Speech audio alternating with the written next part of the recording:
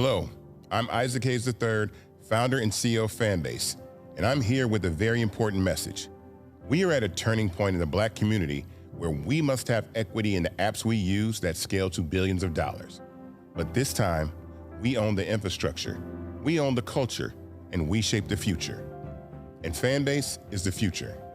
Fanbase combines the free functionality of Instagram, TikTok, and YouTube into an all-in-one platform built for the evolution of social media and monetization. With over 1.4 million users, that's real proof that we are shifting the conversation of tech ownership and equity for creators. So right now, I want you to go to startengine.com/fanbase and invest today. The minimum to invest is $399. That gets you 60 shares of stock in Fanbase at $665 a share. This marks a turning point in Black ownership of social media. If we don't take this opportunity to own social media right now, we will always be customers to our own creations. And that can't go on. So once again, go to startengine.com/fanbase and invest today. We must own the platforms where our voices live, our stories matter, and where our culture drives the world. Thank you.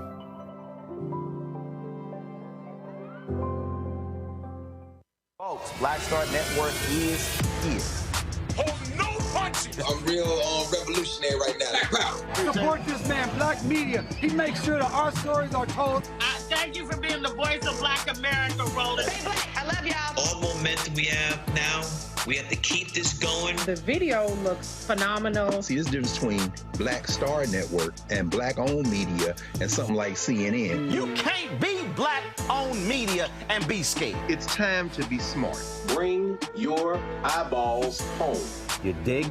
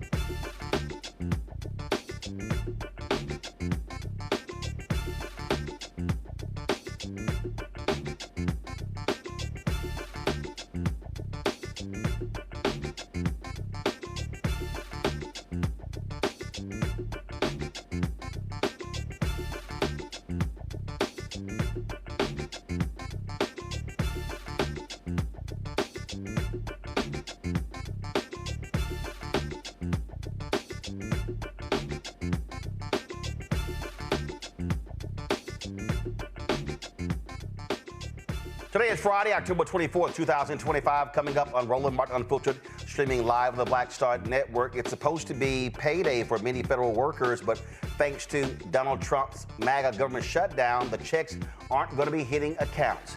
New York Attorney General Letitia James makes her first court appearance, pleading not guilty to federal mortgage fraud charges and vows to fight back against the twice-impeached, criminally convicted felon-in-chief Donald Trump's political hit job.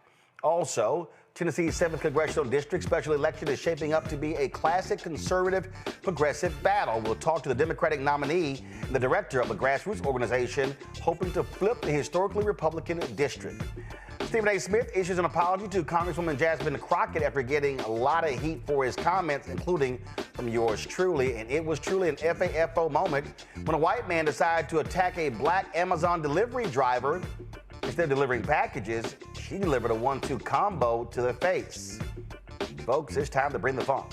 I'm Roland Martin Unfiltered on the Black Star Network. Let's go. He's got it. Whatever the miss, he's on it. Whatever it is, he's got the scoop, the fact, the find. And when it breaks, he's right on time and it's rolling. Best believe he's knowing. Putting it down from sports to news to politics. With entertainment just for kicks, he's rolling. It's on go, roll, y'all. It's Roland Martin, yeah.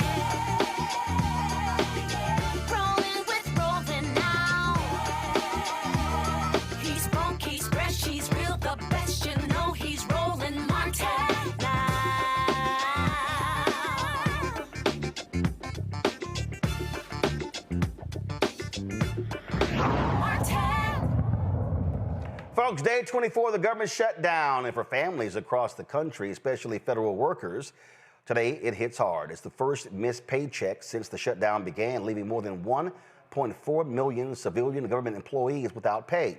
With the Senate recessed until next week and the twice-impeached, criminally convicted felon-in-chief Donald the Con Trump beginning a multi-country trip to Asia and also focus on his little ballroom, there's little hope for a breakthrough anytime soon. The standoff is now the second longest government shutdown in American history, straining families and endangering public services.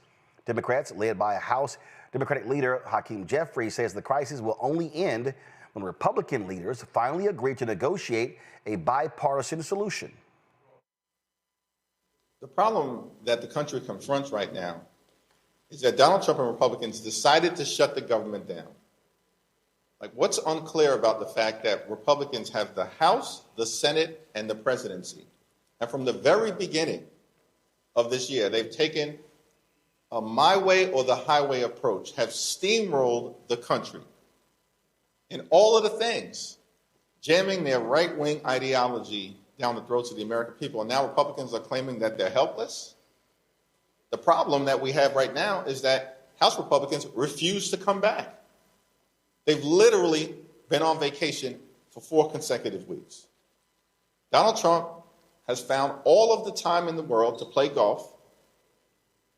He can try to extort $230 million to line his pockets from the Department of Injustice.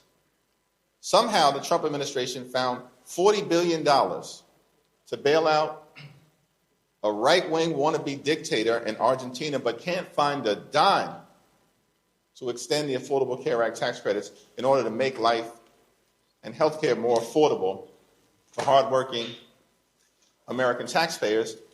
And Donald Trump is demolishing parts of the White House in real time. Why? So he can construct some gaudy ballroom where he can be celebrated as if he was a king. All of this has been happening during the 24 days of the Trump Republican shutdown. But they can't find a moment to talk with Democrats to find a bipartisan solution forward to reopen the government and to address the healthcare crisis that they are inflicting on the American people. That's why we find ourselves in this situation, and we need Republican support for a bipartisan path forward in order to get out of this situation. James Peterson, columnist for the Philadelphia Citizen and host of every evening's WRD, and joins us right now. Also joining us is Michael Imhotep, host of African History Network show out of Detroit. James, I'll start with you. I mean, listen, what we are dealing with here is very clear, and that is you have Republicans who do not want the Affordable Care Act. They have hated the subsidies, and so what they have done, they have chipped away at this as much as they could, and so they're using the argument, oh, we don't want undocumented people getting emergency room service, and so emergency rooms have to serve anybody who comes through. But we know doggone well that's not the preponderance of the people who go to emergency rooms to get help. And when I have been saying consistently that this is a hill that Democrats should die on. They should not budge off of this. And if that means the government is shut down for 2, 3, 4 months, so be it, because health care is that important to the American people. Yeah, Roland, you've laid it out pretty clearly here, and Representative Minority Leader Jeffries also made the case crystal clear, I think, for the American people. I mean, this is a conundrum, right? Because a government shutdown does have a disparate impact on the African-American community. Roland, you know this, but Black women make up 6% of the United States workforce, 12% of the federal workforce. SNAP benefits will not be available to 2 million Pennsylvanians starting right now for the month of November, and that's going to cut across the swath of these United States. And so there will be real pain that people will experience from this shutdown. But I believe that the Democrats have made a decision. They are going to die on this hill. And here's what's interesting. People have been clamoring and asking for the Democrats to be the oppositional party. This is what the opposition looks like, but it's a conundrum because it is painful. It has disparate impacts on the most vulnerable communities in this country. But making this decision makes sense from my perspective, because when you think about, what is it, how many votes were there in the last, it was 60, 70 times they tried to end the Affordable Care Act. It was McCain with his thumbs down gesture that prevented their last. They have been chipping away and trying to dismantle this for forever. And just so people understand, Roland, what they are trying to protect are the dollars of billionaires to buy yachts and private planes. That's what those tax subsidies essentially represent, right? The tax credits and subsidies take a little bit of money from the wealthy to subsidize middle-class Americans, working-class Americans, to make healthcare affordable for them. And the tsunami that the Democrats see is that if folks are not able to re-up here in November, if those tax credits and subsidies are not available, these are the things that make the Affordable Care Act affordable. If that's not available to people, we're going to be dealing with a much bigger crisis than we understand right now, 25 days or so into this government shutdown. And again, what people have got to understand here, when we talk about healthcare, literally people dying. You have rural hospitals shutting down. We've seen this before. We saw what happened before when they did not have any Medicaid expansion, hospitals shutting down in North Carolina and other places. And guess what? People who had a health emergency could not travel some 65 miles away, and they were dying. This is literally a life and death issue. Yes, it is. And again, it's shameful that listen, the Republicans control the House of Representatives, the Senate, the White House, the Supreme Court, many of the state legislators that did not accept the Medicaid expansion, Roland. Many of the state legislatures that did not accept the Medicaid expansion are Republican state legislators. They control government, but they will not take accountability for this moment and this shutdown, again, even as it has a disparate impact on our community. Once again, Black women specifically have to bear the brunt of advancing the cause of cultivating and preserving this very fragile democracy. But this is the right hill for this iteration of the Democratic Party to stand on, because again, healthcare impacts everyone. If you think you have private healthcare from your insurer or whatever, you have to understand, if ACA goes away, your premiums go up. If more people are seeking healthcare through urgent care and emergency medicine care, your premiums go up. So this impacts everyone. There will be millions of Americans who can't afford healthcare if these subsidies are not renewed, but it will ultimately impact the entire system.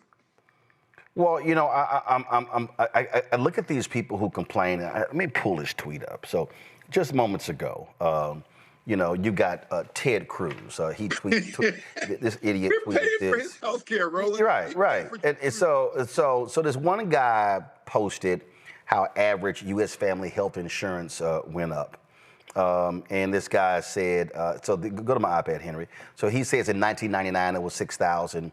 And then in 2025, he claims it's $27,000. So this is what he's claiming. And so Ted Cruz goes, this is what Obamacare produced. Meanwhile, health insurance company profits have doubled. Some of us told you this was exactly what was going to happen. I'm sorry. Can you show me any evidence where Senator Ted Cruz, as well as the Republicans, are trying to stop health insurance companies from doubling their profits? I don't see it. You got Donald Trump, who wants to roll back the prescription drug benefits. They fought lowering the price of EpiPens. They fought $35 insulin. So I'm sorry, I'm not buying their BS. Roland, your disgust is appropriate here. How can we have a conversation with Senator Ted Cruz? We're paying for his health care, right? And he's trying to tell us about how some of the most vulnerable communities are experiencing the costs of healthcare. It is true that the American healthcare system is expensive and not efficient enough. There are a lot of reasons why that's the case, but people don't want to have this conversation, Roland. The reason why our healthcare is expensive and not efficient and effective enough is because there's no public option. It's because of the laissez-faire free market policies that Republicans love, and that unfortunately are the feature of the American capitalistic system. So there are reasons why our healthcare is expensive and not efficient enough, but we can't have that discussion right now with someone who is enjoying the best healthcare this country has to offer at our expense. I'm not talking to any senators about healthcare. What I'm saying to senators and elected officials is get this deal done, restore the credits and subsidies that make the Affordable Care Act affordable, because the American people demand it. Poll your people, poll your red states, see what they say, right? They demand it, and without it, this fragile healthcare system, never mind our democracy itself, this fragile healthcare system will be in jeopardy. So what are your callers saying about your U.S. Senator John Fetterman? This is from a media item right here. John Fetterman has been urging Republicans to use the nuclear option to reopen government. He says, I don't want to hear any Democrat clutching their pearls. What are your callers saying? I can't repeat exactly on your program what my callers have been saying in the comments about Senator Fetterman, but I think he will have a very, very difficult time. No, actually, you can say it on my show because I don't have FCC oversight, so we're good. I take it they're pissed. They are more than pissed, Roland. They feel betrayed by Senator Fetterman, and this has happened too often. They're feeling shades of the Bernie bros who showed some of their racist colors at times in certain elections, right? And I love Bernie Sanders, but you understand that there are leftists. There are people who pose as leftists, who are ultimately ideologically more aligned with right-wing politics. Senator Fetterman has availed himself as such. He has essentially caucused with the Republicans. I do not believe, and I have an open invitation, Roland, for you to come on my show. Please come on my show, Roland. But an open invitation for Senator Fetterman to come onto my show and speak to his constituents, his black constituents, on the platform of WRD. That is open to him. We have asked out. Please come on and talk and explain, why you are convening with President Trump. Explain why you are caucusing and voting with the Republicans at the senatorial level. I do not think that Senator Fetterman will be able to launch a re-election campaign as a Democratic representative in the Commonwealth of PA. Maybe he can do it as an independent. Maybe he can do it as a Republican. I don't think he'll be able to do it with the support of the black community in the state of PA. This was the video that he dropped talking about the government shutdown. Hi, here we are, and our government remains closed. And I think that's failure. And I'm the guy that's going to consistently vote for country over party. I'm always going to vote for paying our military over the party. I'm always going to vote for paying the Capitol Police over my party. And I'm going to continue to fight for the 2 million Pennsylvanians that depend on SNAP to feed themselves. And I'm also going to fight for the same 400,000 Pennsylvanians that depend on those tax credits to make health insurance more affordable. Two things are true, and now we can fight for all of them as long as our government is open. My vote is going to remain firmly on keeping our government open, and I'm going to continue to fight for all of those Pennsylvanians that I'm honored to represent here. So I'm confused. How are you going to fight for the subsidies if Republicans want to get rid of the subsidies? Roland, with all due respect to Senator Fetterman, those comments are made in the context and spirit of good faith. And we have a Republican-run federal government at the level of the House of Representatives, the U.S. Senate, the White House and the executive office, and the Supreme Court that are not operating in good faith. And so it's okay. It sounds good. That's a great video, Roland. Thank you for playing it. It sounds good. It looks good. Like you're a true American. You want the subsidies for ACA. You want the SNAP benefits to be in place for November. The SNAP benefits will not be in place for November. That's not going to happen. We are too close to that deadline to reverse that at this point. But you think that your colleagues, your Republican colleagues at the Senate, are prepared to actually negotiate on the tax subsidies and credits that make the Affordable Care Act affordable, then you're not paying attention. They want their lobbyists, the wealthy folks that they represent, the oligarchs, the plutocrats, the tech bros that they represent, to be able to get their next yacht or their next plane. They have chosen that over healthcare for millions of American people. You have to say that in your video, Senator Fetterman. You know that, Senator. He knows that, right? So you have to say that the interests of one particular party that Senator Fetterman is essentially caucusing with is invested more in the tax credits and tax relief for the wealthiest corporations and people in this country, as opposed to the tax subsidies that make the Affordable Care Act affordable for millions of Americans and American families in this country. Well, here's a perfect example. He goes on News Nation and he's talking about how News Nation? Yeah, he goes on News Nation because, first of all, it's amazing. I find it interesting that he can't find time for WRD, but I'm literally going through clips. Go to my iPad. Let's see here. He's on News Nation. He's on Fox Business with that nutcase Maria Bartiromo. Here he is on Fox News with Sean Hannity. Let's see here. More Fox News, Fox News. Roland. Hey, wait a minute. I got to get one. He was on Mike Lindell TV. Mike, the My Pillow dude. I know. And listen, the Lindell TV is one of the few press organizations that now have access to the Pentagon, Roland. Okay, but listen, I here's how Senator Fetterman is a little bit like a black conservative. A black conservative understands that there is a lot of media attention, there is a lot of resources, a lot of lobbying dollars, a lot of opportunity, access, if you espouse whatever the views are of the right-wing Republican Party. Now, those views change, by the way. They're not consistent. The Republican Party that we're dealing with right now, Roland, as you know, is not the Republican Party that was around 20 years ago when we were engaging them and debating them, right? This is a different party. But if you subscribe to them, if you are a black face, or in the case of Senator Fetterman, a Democratic face that caucuses with them, then you will have unlimited appearances on Fox, on Lindell TV, on News Nation, on whatever right-wing network you want to be on. You'll have access to the Sinclair network. They will talk about you in conservative publications. They'll write you up on Fox. They will tokenize you if that's what you want. Roland, let me tell you something. Roland, Roland, congratulations on everything you've built here. This network, your show, right?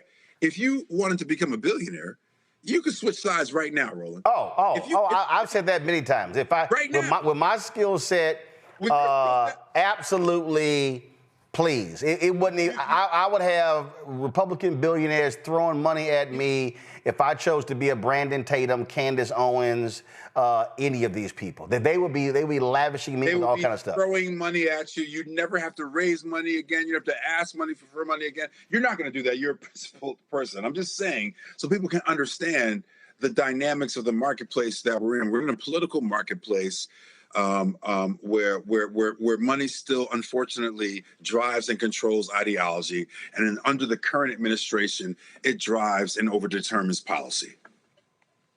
Yeah, it's as simple as that.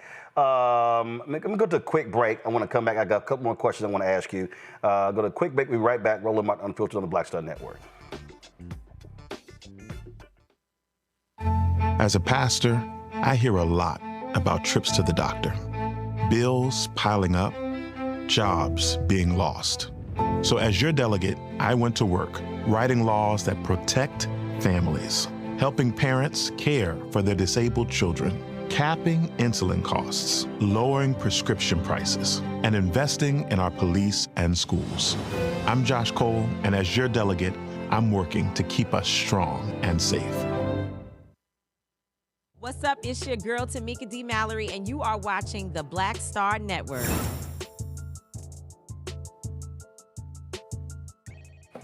All right, folks, welcome back to Roland Martin Unfiltered on the Black Star Network. I'm talking with Dr. James Peterson, columnist for the Philadelphia Citizen, also host of Evening WRD's WRD Radio, of course, there in Philadelphia, Black-owned radio. Glad to have him here. Michael Imhotep, after History Network shows with us as well. Michael, you got a question for James? One thing that I wanted to know, Dr. Peterson, is for your listeners there, how are they perceiving the Democrats staying strong and doubling down on not giving the votes to reopen the government without the concessions for ACA subsidies as well as Medicaid? And because I know people have been saying for months they want Democrats to fight. They want Democrats to fight. So I was wondering, how are they perceiving this? Excellent question, good brother. I appreciate it. I want to take a moment just to applaud the political courage of my audience. You know, I speak to a largely Black audience that skews a little bit older. Roland, very familiar with my audience at Evening Words on WRD. They love you, Roland, as you already know. The thing is that, so let me give me a minute here. So you all both know that the Social Security Administration has put in place a migration away from paper checks to everything's going to be electronic transfer. For my audience, that's a big deal, right? And so under the terms of this federal government, where they're shedding SSA workers, shedding federal workers across the board, a government shutdown is very pronounced for the listeners of Evening Words on WRD. It's very pronounced for Black folks of a certain demographic and a certain age across this country. But they are absolutely standing behind the Democrats in this moment because they believe, and they've been asking and wanting for a stance. They've been asking and calling for and demanding in some ways an oppositional party in this moment. That's different from the Democrats. They want someone to formulate and cultivate an opposition. And so they see this shutdown as such. The sad part is that the people who have to sacrifice the most in the shutdown are the ones who are most committed to it because they understand what's happening to this democracy. They understand what's at stake in terms of healthcare and the ACA. They understand what's at stake with a president who will literally demolish the East Wing of the White House in a blink of an eye without any quarter or any balance or check or whatever to create a $300 million ballroom in a moment where people can't afford ground beef. Right. Yeah, I mean, but again, it goes to show you what priorities are, and the thing that I need people to understand, what is going on here. The Republicans are running scared. The reason they're trying to gerrymander, oh my God, because they're running scared. Look, you're there in Pennsylvania, and I need people to understand. Talk about, this is why I want to bring you back, the upcoming Supreme Court races. Because Republicans have been pissed off with the Supreme Court in Pennsylvania because of what happened during COVID. They even at one point tried to go to single-member judicial districts so they could, because they didn't want statewide, because they wanted to be able to elect all of these right-wingers outside of Philadelphia and Pittsburgh and the suburbs. And so what people need to understand here is why I keep emphasizing Supreme Court. I need Black people in Pennsylvania voting like crazy to make sure you have common sense people on that state Supreme Court, because again, what could happen in Pennsylvania would happen in Ohio. You had progressives who were on the Supreme Court who made consistent rulings about everybody being able to vote. Then the right wing took over and they have been jamming through everything. If that happens in Pennsylvania, you're going to see hell break out like we're seeing in West Virginia, North Carolina, in Ohio. Every place where the Republicans control the Supreme Court, they have basically run roughshod in the legislature. Roland, you've already very well articulated and laid out the political terrain of this election. I do want any Pennsylvanian listening to your program to come out and vote. I can't endorse candidates, as you know, but I do want to make it very, very clear what the situation is around Pennsylvania's state Supreme Court. There are 3 democratically affiliated judges on the Pennsylvania State Supreme Court who are up for what's called a retention vote. It's an up or down vote. Yes, we retain you. No, we do not. Now, I just want to be clear about the logistics of the Supreme Court. Number one, if you do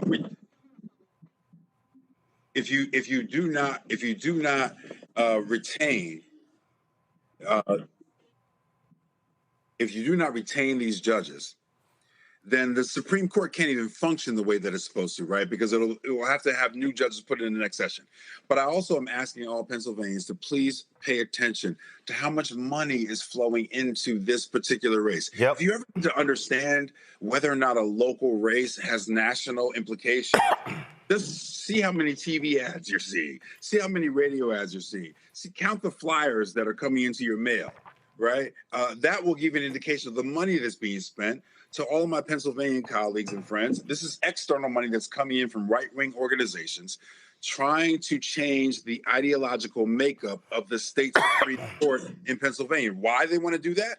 Because the state Supreme Court may have the ultimate decision about electors and about elections. It may have the ultimate decision about reproductive rights. It may have the ultimate decision about the insulation of our state from these federal policies, the insulation of our state from the intrusion of ICE, the insulation of the state of Pennsylvania from any kind of federal overreach. The state Supreme Court may be the last bastion, right, of insulation against those things. And so Republican forces outside of the state, Roland. Elon Musk. I mean, these are the 3 judges: David Wecht, Christine Donahue, Kevin Dougherty. Yep. Elon Musk has been pouring money in because he burned through millions in Wisconsin. What happened there? They had special election. Democrats won. Boom, 4-3 majority. It changed the tenor of politics in Wisconsin. Right. And so one of the reasons Republicans have been able to get away with gerrymandering, political gerrymandering, racist gerrymandering, is because they control the legislature. Then they control the state Supreme Court. So what happens? The legislature passes these jacked up maps. Supreme Court validates them. That's what happened in Wisconsin. The reason why you look at statewide in North Carolina, I showed it last night, 51% of the folks who vote in the House and the Senate races are Democrat, 49% Republican. The Republicans control 60% of the House seats, 60% of the Senate seats. And so they're gunning for more, and they're gunning for more. And so in order to protect what's happening in Pennsylvania, you have to protect the people on the state Supreme Court who are not these hardcore ideological right-wingers. They love talking about activist judges, but the most activist judges are the folks on the right, which we see with the U.S. Supreme Court. Period. You want to see an activist judge, look at the United States Supreme Court. And their goal, Roland, is to refashion every state-level Supreme Court in the model of the U.S. Supreme Court. Yep. They want dominant right-wing ideologues. They want Clarence Thomas's dominating every state-level Supreme Court. And here's the thing. They talk about states' rights all the time. This is the party of states' rights. And everything they're doing in the Commonwealth of Pennsylvania right now is to erode the rights of the state itself. Yeah, absolutely. So I just need people to understand why it matters. Give me a sense of what's happening there on the ground. I have been making this point that one of the things that we are seeing across Black communities nationwide is that the people who really worked campaigns, who worked the grassroots, who are at City Hall and county government and school boards, those people are getting old. They're retiring or they're passing away. And you do not have that next generation that's picking that mantle up. Posting on social media ain't the same as being true boots on the ground. are we seeing, are you seeing the same thing in Philadelphia in terms of the erosion of those folks? And are we, and what is happening with turnout? Because I was there during the 2024 election. We had several shows there as well, and a lot of people were very concerned about turnout in Philadelphia. What are you hearing? What are black folks saying? And because I keep arguing, we've got to have, wherever black people have significant numbers, we've got to have a minimum of 70% turnout. We cannot keep 48, 51, 55, 57. No, we got to be at 70 or higher in order to offset these right-wing MAGA folks who are voting, in your case, in other parts of Pennsylvania. Roland, it is highly unlikely that we will get to 70% turnout in the November 4th election. I hate to say that. I want that, but it is highly unlikely we will get there. On my show this past week, I spoke with City Commissioner Omar Sabir, who works specifically at the city level, the municipal level, in voter turnout, engagement, and registration. His goals are more around 20%, and for him, those are lofty goals, Roland. Whoa, stop. Whoa. You said 20? Yes. Now, that's not black folks. That's 20% turnout of registered voters in Philadelphia. And those are lofty goals, Roland. I spoke with Angelique Hinton, who runs an organization called PA Youth Vote. And she's engaging young people and getting young people to come out. And there's a misalignment, Roland. Like, young people who are entering in and who are excited about voting are very much interested in things like racial justice, right? They're interested in things that were formative for them when they came of age, like George Floyd. Unfortunately, we're in a moment where those ideas, those concepts are being dismissed in American electoral politics. So there's a little bit of a disjuncture between young folks who want to get into this process and what people are actually talking about and what's at stake. But what I don't understand is that I keep saying this. You can't want policy changes if you don't vote for the politicians. This is an article right here this is from May of this year. Low voter turnout for local Philly elections cause for concern. Only 3 districts in Philadelphia achieve more than 25% voter participation. Only 3 more than 25%. So 75% of the folk didn't turn out, but I guarantee you the bitching and moaning is much bigger than 25%. It is. And people have a right. People have the right to exercise. Here's what I would say.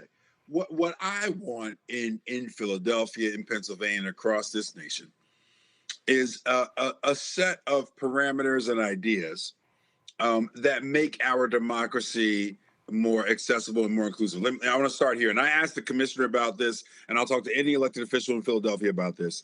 Why not just give everyone the day off on election? Do it at the municipal level. Do it at the state level. Give everyone the day off. At least then the state, the city, the community is saying this is important. Right. So that, you know what I mean? Let's do that. The federal government should do it as well. But until we get the federal government, let's do that.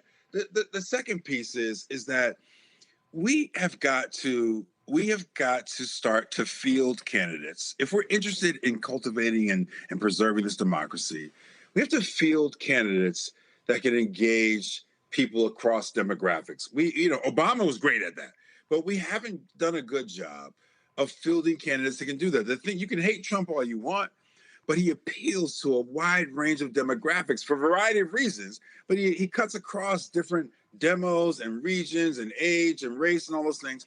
You have to field candidates like that because that's what the electorate looks like. I don't know if Dems always understand that. And again, I can't endorse anyone here, but when you look at the judges that we're asking people to vote to retain, people look at those judges and they don't understand what their connection is to them. But see, but that's why what I have been saying that we have to, and Michael, I made this point, we've got to have citizenship education. We've got to have civics 101. Yes. We got to be teaching this 100%. Constantly. I mean, again, go back to my iPad.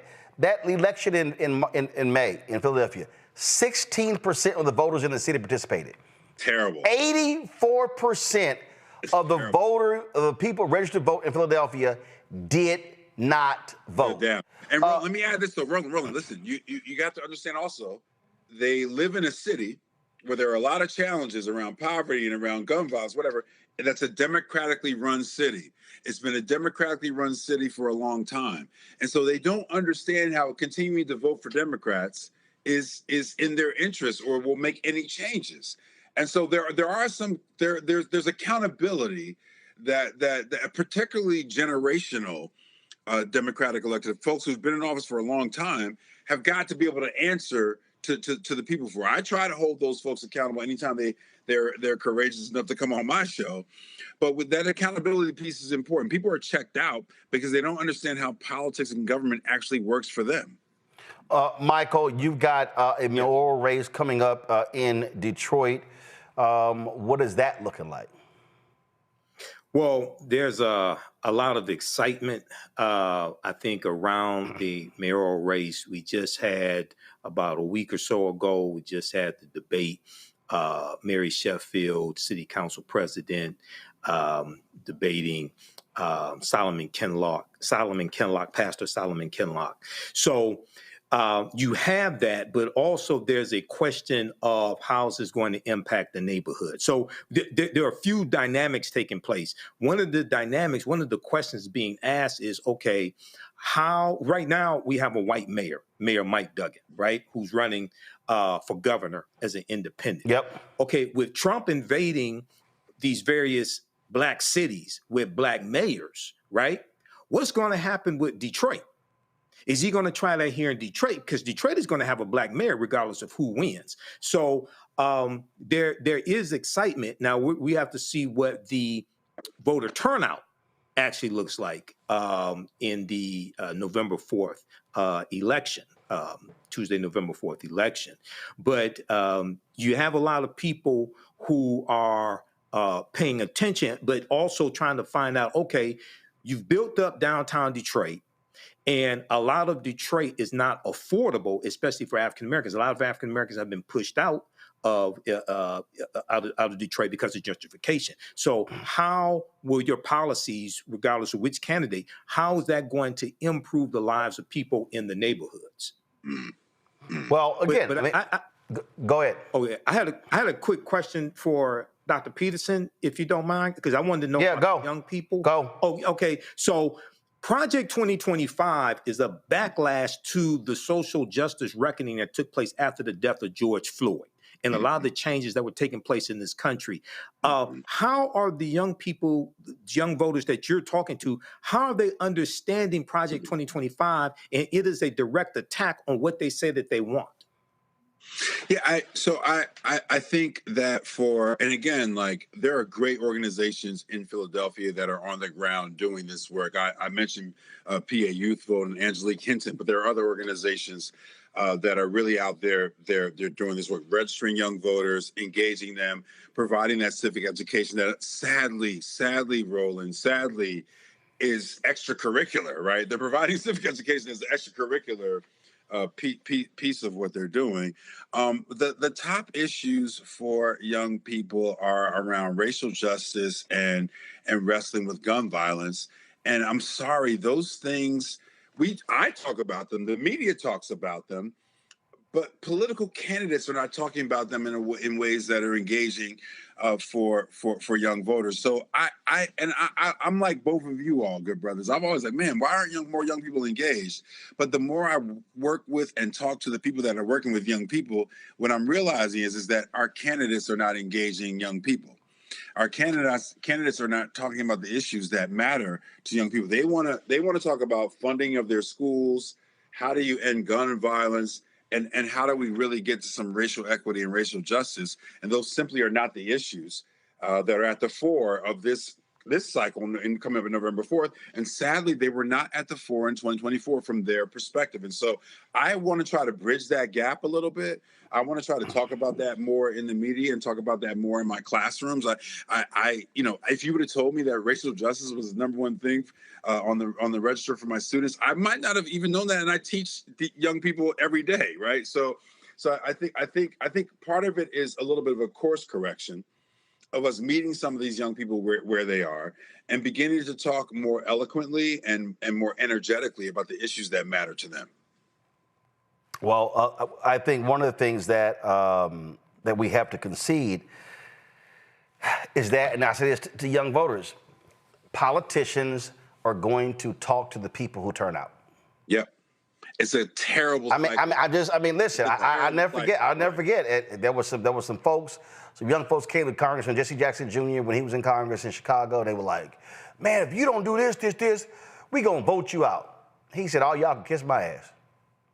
He said, "Because you ain't voting." He said, "Let me tell y'all something." He said, "You see that building right there?" And he pointed. There was a high rise in Chicago that was senior citizens. He said, "They all vote." He said, "Let me tell you something right now." He said, "Election day, they're gonna be in their rockers."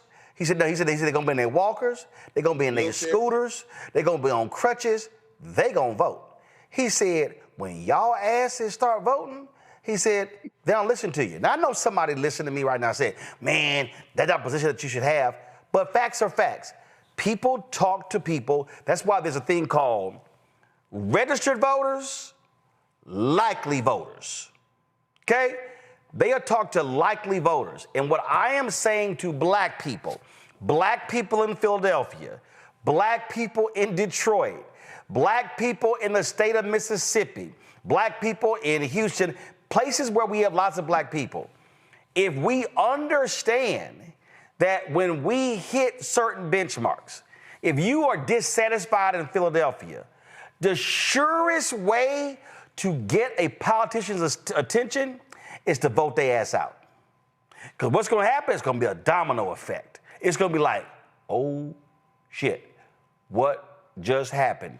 Because folks turned out.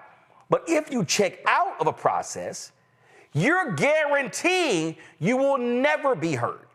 You will never have your issues addressed. I mean, it comes down to numbers. This is very simple. You can shake up politics by voting somebody out, and that's what has to happen. And so what I keep saying to our people, we can't, listen, we can talk about gerrymandering, which we absolutely are fighting. But when we start talking about citywide races, countywide races, statewide races, ain't no gerrymandering. Right. It's turnout. And that's what has to happen. Yep. And turnout is what killed us in 2024. And it looks like in this upcoming election, turnout is going to be central to where we land. It's going to be central to the gubernatorial races in Virginia and in New Jersey. It will be central to these kind of Supreme Court retention things at the local level. Essential for the even more local levels, municipal level, of the city controllers and the district attorneys and all those things. We've made so many great gains in the district attorney space that if we don't show up in November 4th, we might lose some of those gains. There you go. I mean, that again, this is what I'm talking about. We have to be maximizing our political power, and you have to tie the issues to voting. And so I go back to the citizenship education that has to happen. We do this a lot on this show. This is why I'm a hardcore advocate for black-owned media, because we've got to be sitting here utilizing these platforms to teach people, connecting the dots between this issue and politics on the local, state, school, county level, federal level as well. Because a lot of people, and I'm talking about, I've had conversations with journalists, young journalists, who literally had no idea. I'm talking about had no idea why you have city, county, state, federal, and understanding the dollars. I mean, I'm telling you, I need people watch it. This is real. What is happening right now is 100% real.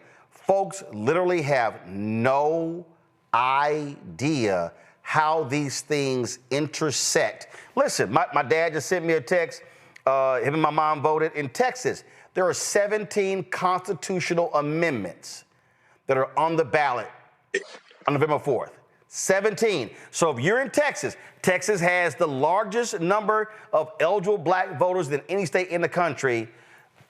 It's like, hey, what are those constitutional amendments? This is what I'm talking about. And a lot of us simply aren't understanding what's going on.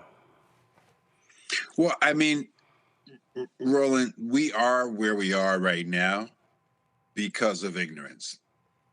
With the creep of autocracy and fascism, the rule of the plutocrats and the oligarchy, the kind of rampant rampaging from the executive office that we're experiencing on a daily basis right now. We're 10 months in and it feels like 10 years, right? The reality is that if you want to figure out what the bottom line is, how we got here, it's ignorance. And there are too many ignorant people for whom we need to develop a program of political education. Now, yes, some of those folks are in our community, but a lot of those folks are not in our community, Roland. There are a lot of people who are ready and willing to vote against their political interests. If you try to raise the specter of where we are now, like, hey, you voted for this guy because you wanted him to get out of wars. Look at all the wars. You voted for this guy because he said he's going to bring down the prices. Look at all the prices; they're still going up. You voted for this guy because you thought he was going to run this government like a business. He's running it like his own personal fiefdom. But again, without political education. And without informing the electorate of this very, very fragile democracy at this point, I don't know how we get out of the conundrum and the challenges that we face right now. Well, one of the ways we do that is when we absolutely embrace, accept black-owned media, people who are talking about news and issues. I don't give a damn about gossip. I don't care about other little nonsensical stuff. I don't. There's enough of that crap out there already. We need to be again informing, teaching, educating, advocating, elevating people's minds. And that's what's important. James, when is your show on WRD? It is Monday through Thursday from 4 p.m. to 7 p.m. You can go to wordradio.com and check me out. We are on Facebook. We're on Twitch. If you're in Philly, just go to 900 AM or 96.1 FM. And Roland Martin, when are you coming on my show? Well, that's why I asked. I asked what the time is. And so what makes, so obviously 4 to 6 works, but probably what makes a lot more sense is if you get with Carol, my producer, and y'all set it up as a simulcast. Okay. Oh, that's perfect. We're going to do that, Roland. See? Yes. There you go. Thank you. That would be great for us. Yes. See? That's how you do that. All right. James, I appreciate it. Appreciate you. Thanks a bunch. Yep, thank you very much. Folks, these are the 17, so again, so let me be real clear. There are elections happening all across the country. Okay? So you hear us focusing on races in Philadelphia, races in state Supreme Court races in Pennsylvania, mayoral racing there in Detroit, but there are elections everywhere. In Texas, these are the 17 constitutional amendments that are right here. So if you are a Texas voter, understand early voting is happening as we speak, and you should be voting on these constitutional amendments. I'm just going to slowly go up. You will see these 17 right here.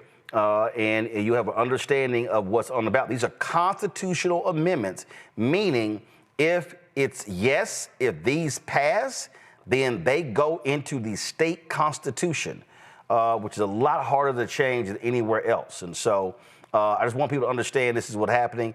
If you, the guys at Bolts magazine, we do, matter of fact, let's see here. Let's see, Tennille. 1 second, I'll show y'all.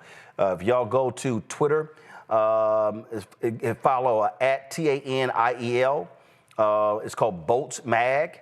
They have a breakdown, like right here, you say, November's almost here, so time to launch my cheat sheet on what's on the ballot this fall. So they have a whole breakdown of what's happening with local elections all across the country. So if you go to Bolts Mag, BOLTS twice-impeached.mag.com. So, of course, you've got the governor's race in New Jersey. You've got the statewide elections here in Virginia, the governor's races. You got the mayoral election in New York City. You got Prop 50 in California. But you've got, and you see, go back to my iPad. You see right here, hey, Georgia, y'all have got some critical races there. The Georgia Utility Commission. And so check that out right there. You got mayoral races in Albuquerque, Detroit, Jersey City, Minneapolis, Seattle. City councils in Aurora to Spokane. You've got ballot measures. Right here, it says ballot measures could reshape how people vote in Maine and New York. Voters would directly weigh in on criminal justice via sheriff and prosecutor races, such as in Philadelphia, Seattle. You also have school boards in Colorado, Pennsylvania, and Texas. You got county referendums. You got bond elections, which determine how money is spent on parks, schools, and transit.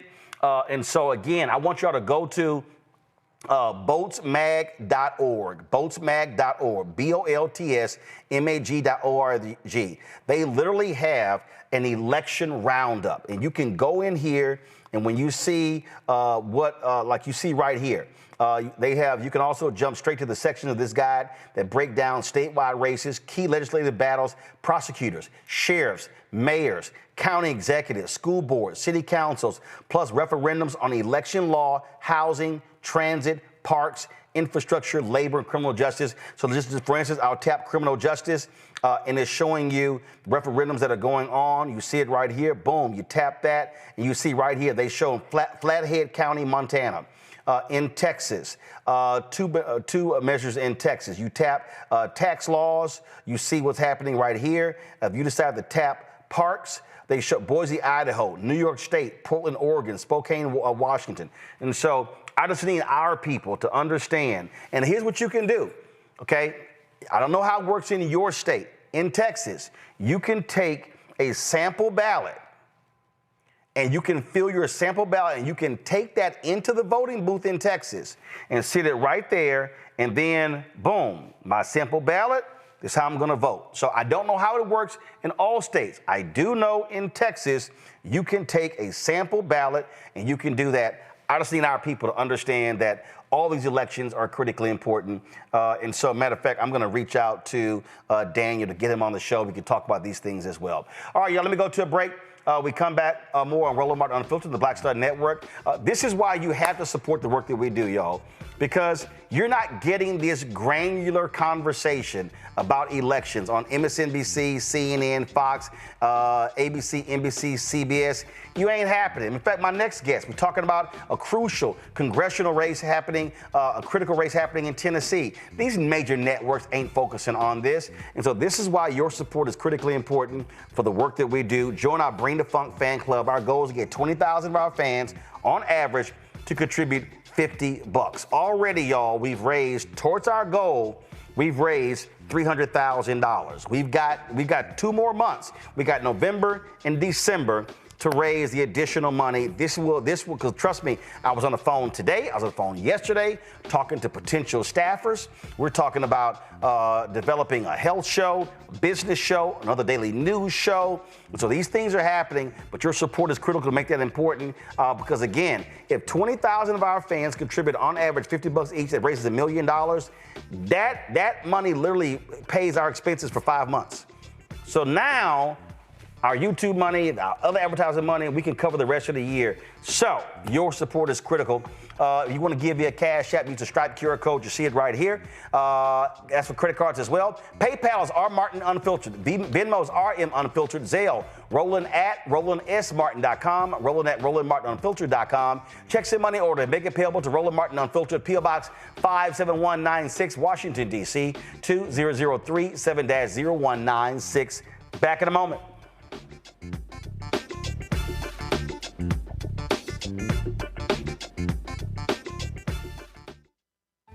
As a pastor, I hear a lot about trips to the doctor, bills piling up, jobs being lost.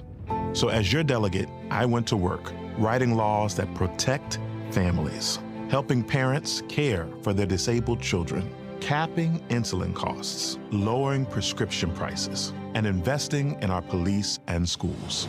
I'm Josh Cole, and as your delegate, I'm working to keep us strong and safe.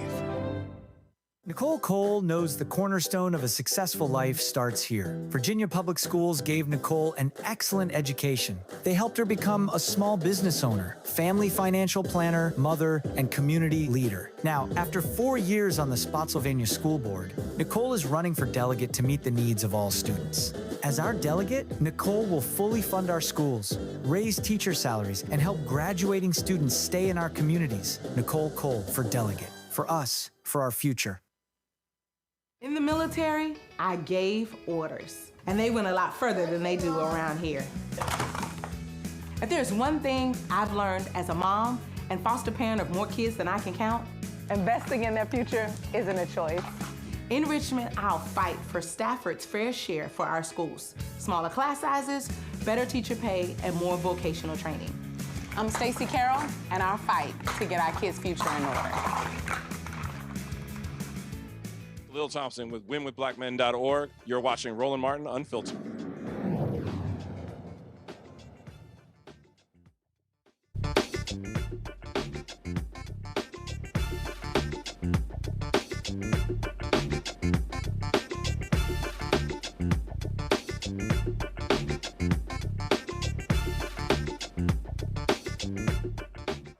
Folks, December 2nd, huge race happening in Tennessee.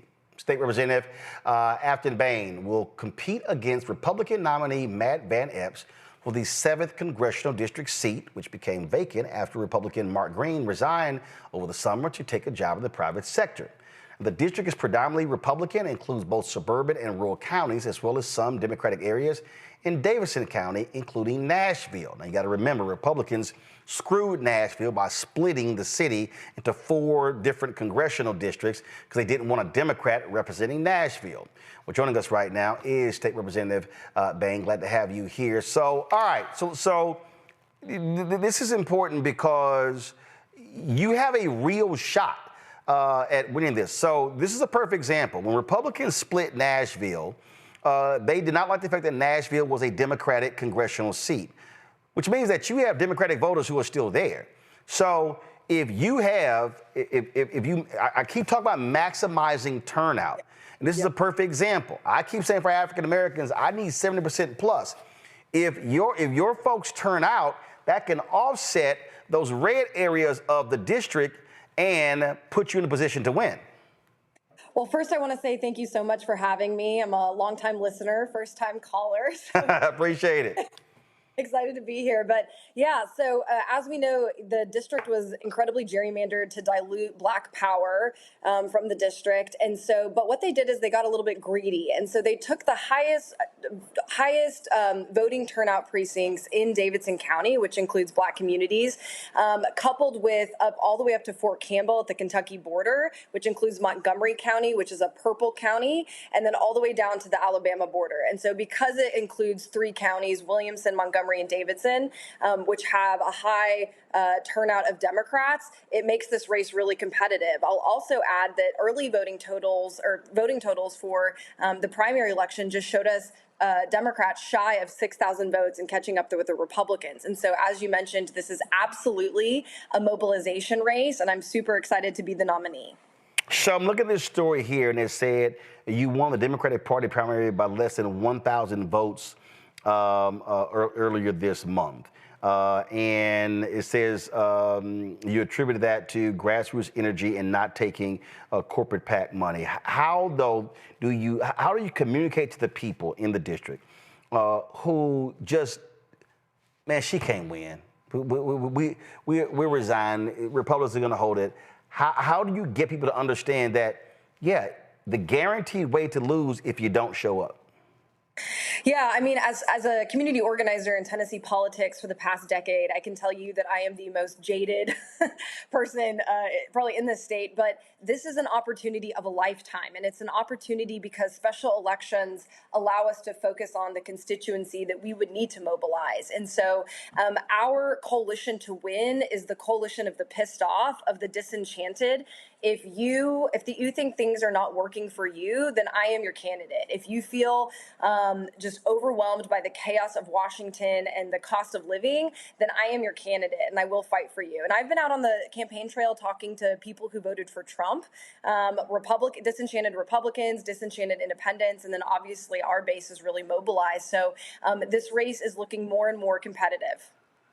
You call yourself a pissed off social worker. Explain. Yes. Explain that. Well, as a social worker, I've had to deal with the broken policies and unkept promises of our politicians and elected officials. And so I decided to jump in this race after the passage of the big ugly bill in July. I have a close friend of mine who has a Section 8 voucher and receives SSDI benefits. She receives $800 a month, and she received a notification from the Trump administration that her benefits were going to be cut. The same week, she received a letter from our Medicaid program, 10Care, saying that she wouldn't be able to get a medication that she needed. And so I've been so upset with what's going on, and so I thought I'd channel my rage into this campaign. So one of the things that I'm always one of the things I'm always talking about, and when we talk about these elections, I talk about data, and numbers. And so when you look at this district, what are your available African American eligible voters? So what are we talking about here in terms of how many people, and where are they largely concentrated? Yeah, it's about 17%. And so they're largely concentrated in North Nashville and Davidson County. And they turn out, and they are the most voted, dedicated Democratic voters in the district. And so, obviously a lot of our mobilization efforts will expand to there. And then also in Montgomery County and Clarksville, there's a lot of veterans there and a lot of Black veterans that have decided to make Clarksville their home after their service. And so that is where a lot of our GOTV efforts will be focused. And talk about, how are you having people come from out of the state? How are you reaching them? What type of events are you doing to attract them? So what does that ground game look like? Yeah, the ground game is going to have to be, really important. And so we've already started, weekly canvases, weekly phone banks. I imagine after November 4th, I think you were mentioning the two elections that are of top of mind. But after November 4th, we'll be the only election in the entire country, the last flippable seat in the entire country.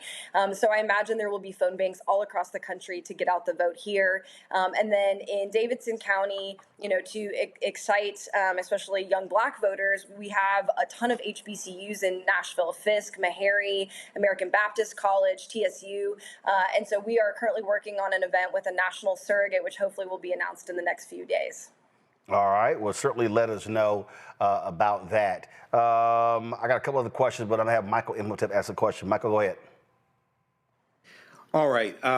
So my question was, we see that now I'm not exactly sure what your district consists of, but it's the state of Tennessee. So we see Donald Trump attacking, so to speak, Memphis, Tennessee, with National Guard, things of this nature. And I was wondering, what is your perspective when it comes to crime reduction in the city, when it comes to the National Guard being used to reduce crime or assist with ICE, et cetera, for undocumented immigrants? Yeah, I've said this again. We had a massive, unprecedented ICE operation in May, and I've said this again and again on the campaign trail. We need National Guard to be focused on mitigating the next natural disaster in Tennessee. We are rampant for floods, tornadoes. Hurricane Helene hit, and our National Guard should be focused on adapting to and mitigating climate risk for the next few decades and years. And that's where our investment should be. They shouldn't be patrolling our cities and used as political props right now. Our cities have real issues, but as always, I believe, you can call me, I believe that local leaders should be solving local problems with local solutions. And this federal overreach has just been really, really wild to watch. Well, it is, and again, I think what was really important here in your race here, we saw what happened. These Republicans in the legislature love talking about local control, don't like big government, but they said, screw Nashville, we're going to tell you what to do. You had one Republican in the legislature literally trying to rename the Nashville airport after Donald Trump. That man ain't got no ties to Nashville or Tennessee whatsoever. They've shut State Representative Justin Jones out of meetings at the airport pertaining to something that's in his district. And so that's what you've been dealing with. I mean, we talk about authoritarian rule in Washington, D.C. Y'all been damn sure dealing with that with Republicans in the State House. Yeah, I mean, it's just been nonstop overreach, and Tennessee has some of the worst state preemption. And for your listeners, what that is when our cities try to pass legislation that benefits our citizenry, the state legislature comes in and neuters the bill. And a great example is Memphis. Memphis has tried to address gun violence in a myriad of ways, and the state legislature always overreaches and inhibits them from doing so. I mean, it's incredibly problematic, and it is the reason why our cities are experiencing what they're experiencing. Well, it is going to be an extremely tough race, and this is what I keep saying. Every vote absolutely counts. When we look at, I go back to Sherry Beasley in North Carolina. She lost the state Supreme Court seat by 401 votes. You look at, I think it's Lisa Riggs. She won her Supreme Court seat just by 755 votes.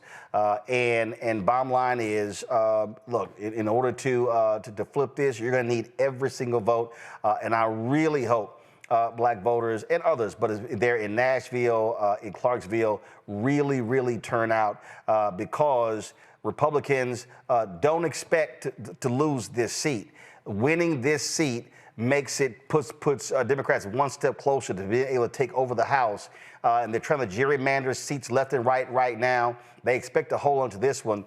And so if they're able to lose this seat and lose some other ones, then you're talking about being able to stop this MAGA agenda happening in Washington, D.C. Yeah, just 3 points to that. I mean, one, this is a referendum on affordability and the unkept promises from both the state and federal administrations. We are dealing with a crisis of affordability in Tennessee, and it's not getting better. And so if a vote for me is a vote to make your life more affordable. Two, for Black voters in the district, this is a way to show up and say, we have disdain for this decision made for us. We want our congressional district back. But you know what? We're going to show up. We're going to come out. We're going to flip this district and show that Black voters still vote. Black voters are here, and they're going to fight for their voting power. And then three is this will come down to a few votes. And so all of you that are watching or you care what's going on, this is the vehicle in which to vent your frustration and your rage and your revenge for, this administration. And so it's just going to be everyone in the country will be watching this race. And I'm just really excited to be the nominee. I'm very grateful for the opportunity. All right, then. Again, Afton Bain, good luck. December 2nd, that's the day. Is there early voting in Tennessee? Yes, there is, and most Democratic voters vote early. So vote early, vote Afton, vote November 12th through, I believe, at the third week of November. So early voting starts November 12th in your race. Okay? All right, we appreciate it. Thanks a lot. Thanks so much. All right, folks. Again, y'all, it's voting. That's what it comes. I'm telling you, you cannot. All these people out here who keep saying, man, I'm not political, this stuff means nothing to me. There is nothing in your life, nothing, zero, that politics does not have a role in. Not a thing. Going to a break, we come back. New York Attorney General Letitia James shows up in court. We'll tell you what she had to say about these, trumped up, no pun intended, charges against her regarding mortgage fraud. You're watching Roland Martin Unfiltered on the Black Star Network.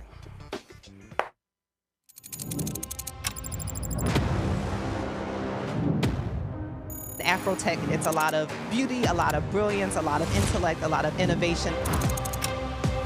counties that are most diverse are more profitable. We're getting culture, we're getting community, we're getting the best of the best. And not only are we here to greet each other, but we're here to network and to elevate each other. Everybody from all the major tech companies here, and that means that now everybody's in the same domain.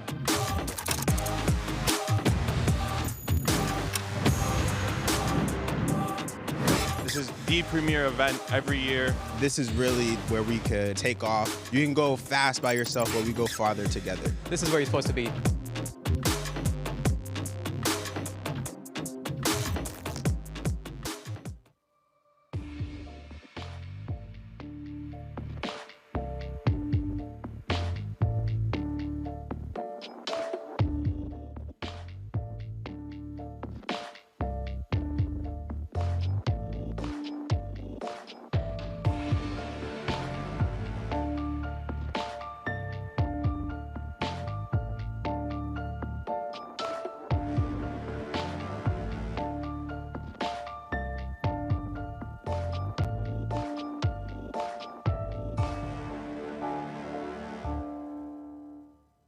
If in this country right now, you have people get up in the morning and the only thing they can think about is how many people they can hurt, and they got the power, that's a time for mourning. For better or worse, what makes America special, it's that legal system that's supposed to protect minorities from the tyranny of the majority.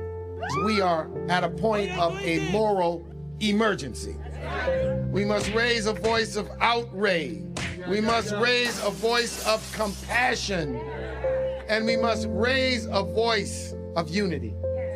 We are not in a crisis of party versus party. We are in a crisis of civilization, a human rights crisis, and a crisis of democracy itself. And guess what? You've been chosen to make sure that those that would destroy, those that would hate, don't have the final say, and they don't ultimately win. This week on The Other Side of Change. Book bans, anti-intellectualism, and Trump's continued war on wisdom. This is a coordinated backlash to progress. At the end of the day, conservatives realized that they couldn't win a debate on facts. They started using our language against us, right? Remember when we were all woke and the woke movement and all that kind of stuff? Now everything is anti-woke, right? When we were talking about including diversity, equity, inclusion, higher education, now it's anti-DEI. All this are efforts to suppress the truth because truth empowers people. You're watching The Other Side of Change only on the Black Star Network. Hey, I'm Mark Morial, President and CEO of the National Urban League, and I'm watching Roland Martin Unfiltered.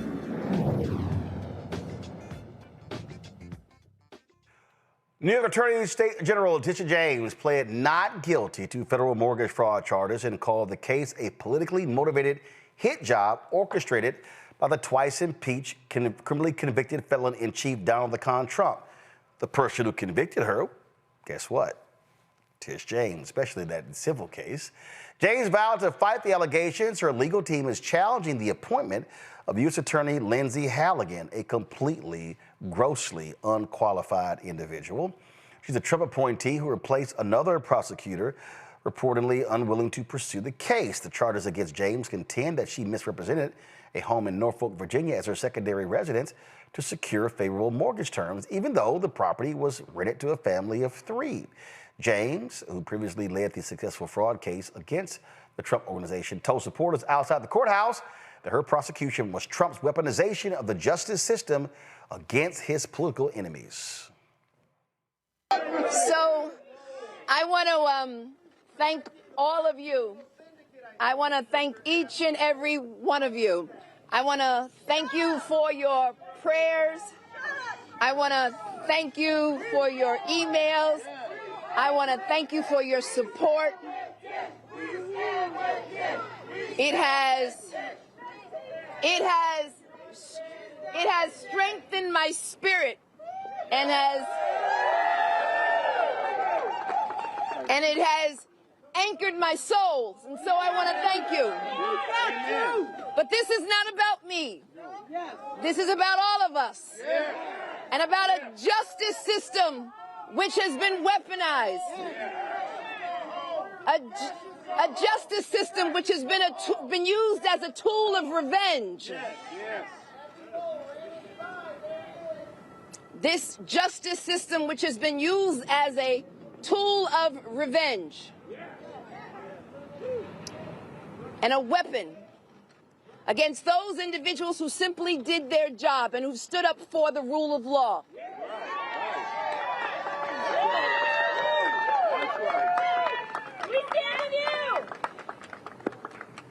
And a justice system which unfortunately is nothing being used as a vehicle of retribution. But my faith is strong. And my faith is, I have this belief in the justice system, in the rule of law, and I have a belief in America and all of its individuals who have stood with me, not only in New York, but all across this nation. I've heard from just about every jurisdiction in this nation who have said, stand up and be tall. And never, ever cow down or back down or break or bend. So there's no fear today. No fear. No fear. No fear. No fear. Because I believe that justice will rain down like water and righteousness like a mighty stream. And I'm here to say that my work and my job and all that I do, all throughout my public career, I've stood up for the rights of New Yorkers and Americans, and I will not be deterred. And I will not be deterred. I will not be distracted. I will do my job each and every day, and that's why I'm headed back to New York, because there's work to be done, standing up for the rule of law. God bless you and thank you all, and I appreciate you. And we're already seeing reports that the evidence they claim is a smoking gun is not exactly that. So can't wait to see Trump's incompetent, unqualified prosecutor get embarrassed in federal court. All right, y'all, let's talk about this trade tariff. So Donald Trump last night tweeted, "I'm cutting off negotiations with Canada because, damn it, the Ontario Premier had the audacity to run commercials in red states during sports games using the voice of Ronald Reagan, trashing high tariffs." I love this ad. Roll it. When someone says, let's impose tariffs on foreign imports, it looks like they're doing the patriotic thing by protecting American products and jobs. And sometimes for a short while it works, but only for a short time. But over the long run, such trade barriers hurt every American worker and consumer. High tariffs inevitably lead to retaliation by foreign countries and the triggering of fierce trade wars. Then the worst happens. Markets shrink and collapse, businesses and industries shut down, and millions of people lose their jobs. Throughout the world, there's a growing realization that the way to prosperity for all nations is rejecting protectionist legislation and promoting fair and free competition. America's jobs and growth are at stake.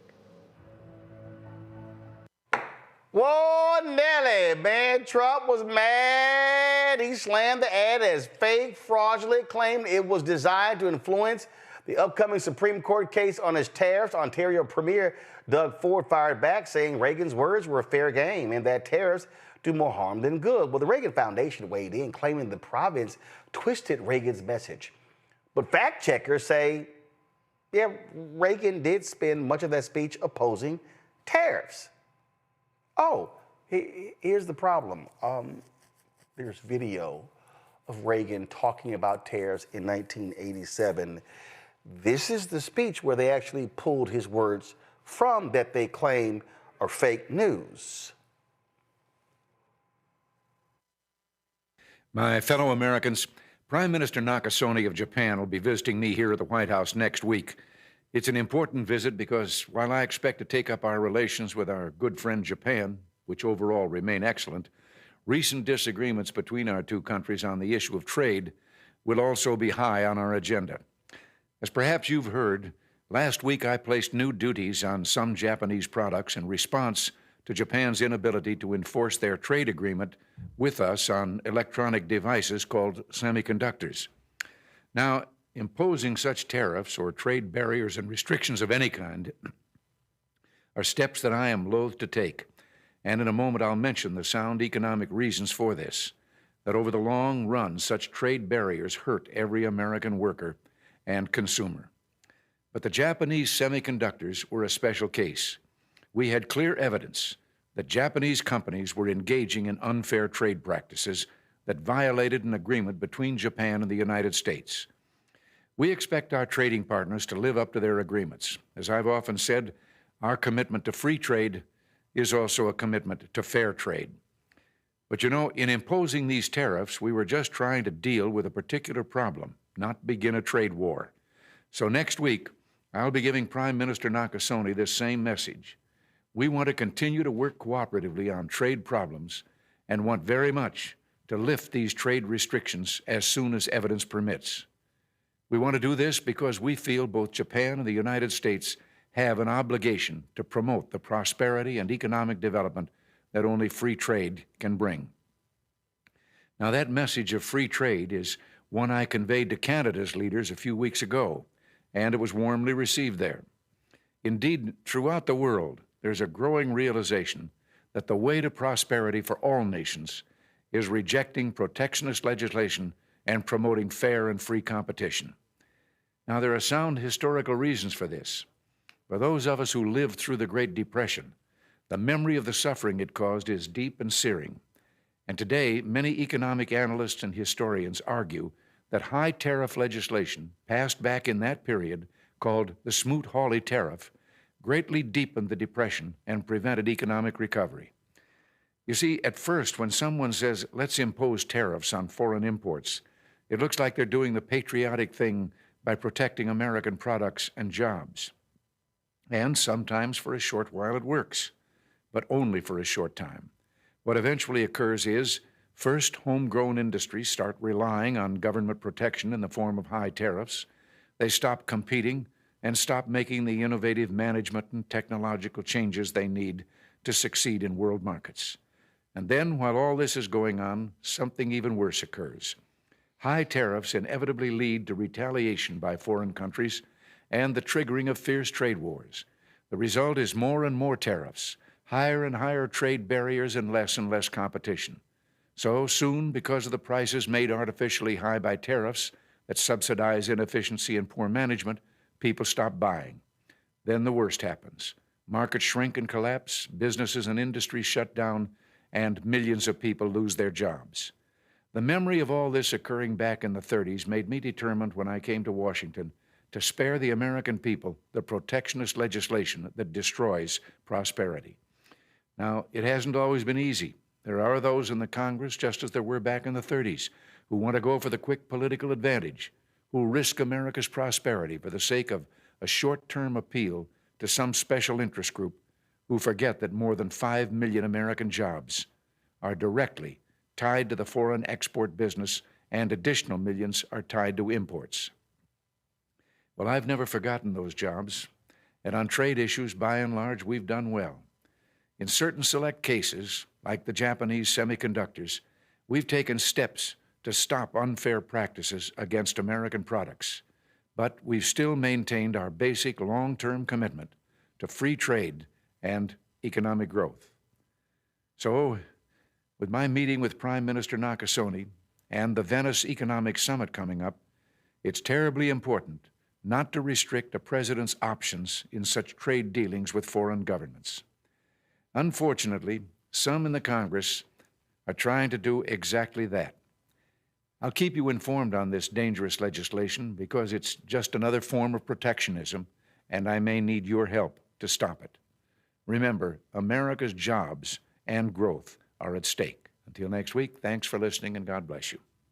Man, the Reagan Library, y'all, literally put out this statement, just really upset and angry at this here. This is David. Go ahead and show it. The Ronald Reagan Presidential Foundation and Institute learned about the governor of Ontario, blah, blah, blah, blah, blah. They all mad, upset about the speech and saying it was improperly edited. Well, Trump acted a fool. So Ford has said now they're going to pause the ad after the World Series, saying it achieved the desired result. I love this, Michael. I love the fact that they're like, oh yeah, we gonna use your Republican martyr, Ronald Reagan, your North Star, his own words against you. And man, these Republicans, they really upset. Yeah. So I've been hearing a lot about this. You know, I live in downtown Detroit, so I'm like 5 minutes away from Canada. So we've been hearing a lot about this, and then Trump says he's cutting off trade negotiations with Canada over this commercial. Okay, so I mean, he's acting like a spoiled little child. But the ad, even though it's excerpts of Ronald Reagan's speech, it is accurate because Reagan was against using, tariffs like for long term.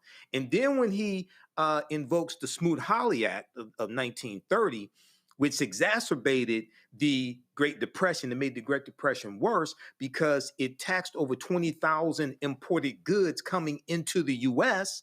They were trying to protect products for American-grown, farmers and American-grown products, but it made the Great Depression worse. Well, this is what Trump is claiming to do now, and you look at what's going on with the cattle ranchers and Trump trying to import in beef from Argentina, and the white cattle ranchers who voted for Trump are saying this is going to continue to hurt us. So it's like history repeating itself. So, this was a brilliant ad. This was a brilliant ad combining history and economics. And Donald Trump, once again, is outsmarted, and he wants to pack up all his marbles and run home like a little spoiled child. Yep, that's exactly what he is, a little spoiled child. So I love it. And let me tell you something. Canada ain't playing. The reason they got so many issues right now in Nevada and Las Vegas, because the Canadians are like, yeah, we ain't coming to Vegas. They ain't going to Miami. Right. They ain't buying no Kentucky whiskey. See, Donald Trump. And here's the other deal.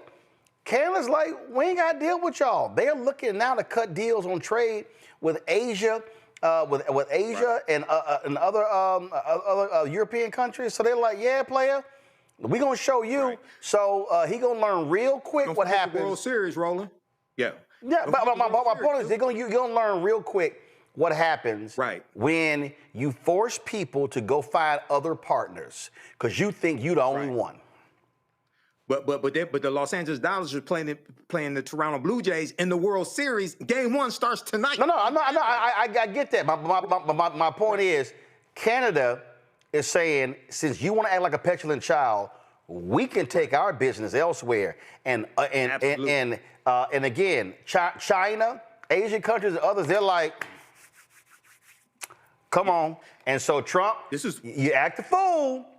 Trump, FAFO, that's exactly what happened.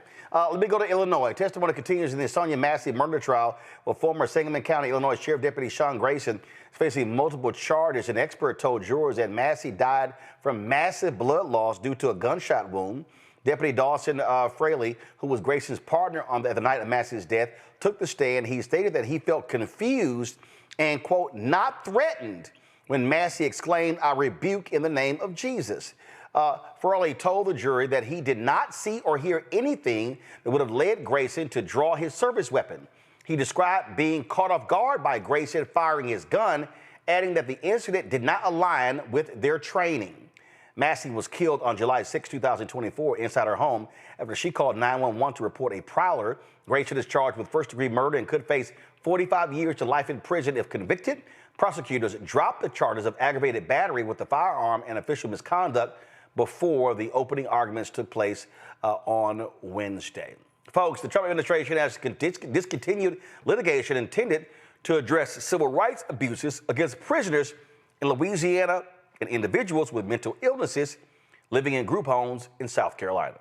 I told y'all, they don't give a damn about civil rights. The Biden administration filed the lawsuits against the two states in December after the Department of Justice investigations found that they had failed to rectify violations despite years of warnings. Louisiana's prison system has kept thousands of incarcerated individuals behind bars for weeks, months, or even over a year beyond their scheduled release dates. The DOJ also accused of South Carolina of institutionalizing thousands of people diagnosed with serious mental illnesses. Since January, the Department of Justice, under the twice-impeached criminally convicted felon-in-chief Donald Trump, has dropped lawsuits related to racial discrimination, abandoned investigations into police misconduct, and terminated oversight of troubled law enforcement agencies. And some of y'all said that wasn't going to hurt us. 10 lawsuits have been filed in Mississippi against Drax Group, Britain's largest power plant, after workers say years of inhaling toxic wood dust left them with asthma and other serious health problems. That fight has now crossed the Atlantic. In Gloucester, a small, predominantly black, low-income community, more than 700 residents are suing Drax, claiming the sawdust is making their neighborhood sick. Locals say they've been dealing with headaches, dizziness, sinus infections, and trouble breathing ever since Drax opened its wood pellet facility nearby. A recent health survey found that 95% of families living within 2 miles of the plant reported health issues with asthma, chronic coughs, and throat irritation far above the national average. Drax used to burn coal. Now it calls itself a green energy leader, compressing wood pellets. But critics argue that while Drax gets billions in government subsidies abroad, black communities in the United States are left carrying the burden of pollution. Folks, Stephen A. Smith, he's backtracking. The outspoken sports and radio and talk show host has issued a public apology to Texas Congresswoman Jasmine Crockett after his earlier remarks harshly criticizing her performative politics and so-called street rhetoric. Here's some of what Smith had to say. Gonna help your district in Texas? Aren't you there to find a way to get stuff done as opposed to just being an impediment to what Trump wants? How much work goes into that? I'm just gonna go off about Trump, cuss him out every chance I get, say the most derogatory, incendiary things imaginable, and that's my day's work. That ain't work. Okay, y'all, so that was the original comments he made. Y'all know I had a lot to say about that. This is the apology. I wanted to take a moment because I saw something disturbing in regards to President Donald Trump and how he came at Representative Jasmine Crockett. And I wanted to take this opportunity to attack this issue as it pertained to me and Jasmine Crockett because I personally have had an issue with how things have been misconstrued and misinterpreted. But at the end of the day, I have to own it. And that's what I'm going to do today. And so when somebody says to me, Stephen, rather than point to her and her verbiage and her language and how she talked about the president, what about how he talks? I have no problem with that. I can understand that. And if that is the reason that everybody is in an uproar, that is fine. And I have no problem apologizing to that to my sister because, damn it, I want her to know I don't feel that way about her. Just like I didn't feel that way about Kamala Harris. Just like I don't feel that way about the marvelous, the wonderful, the incomparable, the greatest first lady ever in Michelle Obama, in my estimation, or anybody else. But what we're going to do on this show is understand who the hell I am and how it's going to be as long as I'm doing this show. I have no problem apologizing if I'm wrong. I have no problem apologizing if I've made somebody feel a certain kind of way. But I'm going to challenge the legitimacy of what people come at me with when I think that challenge is warranted and deserved. If you came to me and you said to me that it came across as a bit dismissive, Stephen, you should have been more protective of her than that because look at how he speaks. Look at how they act on Capitol Hill towards her. I understand that. But when somebody tries to take that to accuse me of being disrespectful or in any way misogynistic, I'm going to push back on that because that's emphatically false. There's no truth to that whatsoever, and I'm not accepting that, and I'm not owning that. I can sit up there and I can look at Representative Jasmine Crockett. Do you know what I think she should be doing? I think she should be competing for the Senate seat in Texas or for the Attorney General spot because she's qualified. I personally think Kamala Harris should have ran for governor of California. I've said it for the record that if Michelle Obama was running for president, she would have beat Trump, in my opinion. I think she'd have done it. That's how I feel. But somehow, some way, it's never enough for some people out there. I understand. I would advise you to get over it or buckle up because I'm not going away. This is my show. I will say what I feel and I will do what I want. It doesn't mean I'm going to be insensitive. It doesn't mean that I don't care about our community. A matter of fact, most of the trouble I get in is because I care about our community. And the reason I'm bringing this up and the reason that I'm willing to attack this subject, because this really ain't about Jasmine Crockett. I respect her. I wish her nothing but the best. I was simply asking a question. That's all.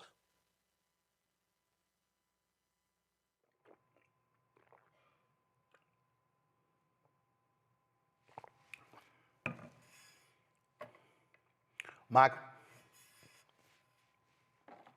Roland, I think the heat got too hot for Stephen A. Smith. Touch that stove. Touch that stove. The backlash was vicious. I saw your breakdown a couple of nights ago, breaking down his comments. All factual. Stephen A. Smith does not understand politics. Jasmine Crockett does not meet with Donald Trump.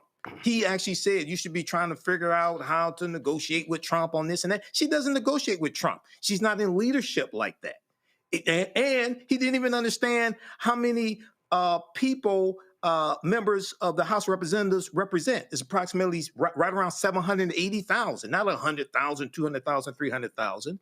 But I have never heard Stephen A. Smith, and if I'm just going to go ahead and say it, if Shut Up and Dribble was a person, to me it would be Stephen A. Smith. Okay, but I've never heard him say Donald Trump should sit down and negotiate with Hakeem Jeffries and Chuck Schumer and find out what they want and put together a package. He's saying they should negotiate with Trump, but he's not saying Trump should negotiate with them. Trump just refused to have another meeting with House Minority Leader Hakeem Jeffries and Senate Minority Leader Chuck Schumer. So how are you going to negotiate something when he doesn't even want to meet with you? Okay, so Stephen A. Smith should stick to talking about sports he never played and stop talking about politics. I'm just saying. Smith says he doesn't want to be associated with anything that demeans black women. Bottom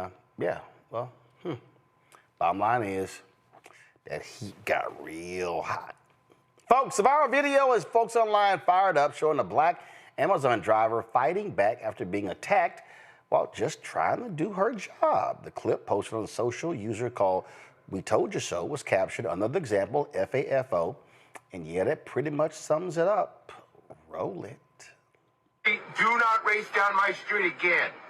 I was only going 25 miles an hour. You're crazy. I got 5 people saying who's racing down the street. Do you realize I'm a part of a company? Yeah, you're right. And you're going to lose your job because I got your truck number.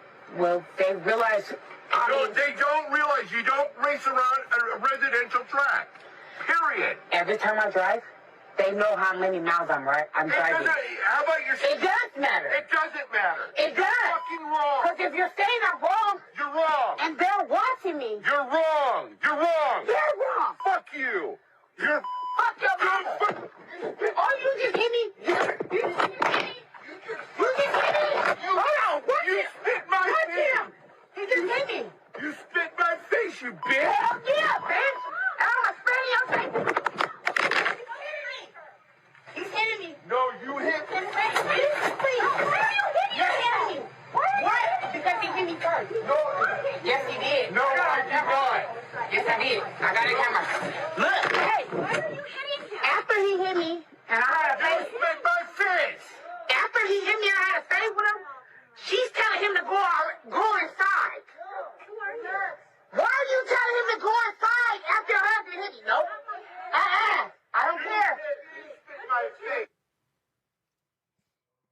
Look like Team Whip That Ass showed up, Michael.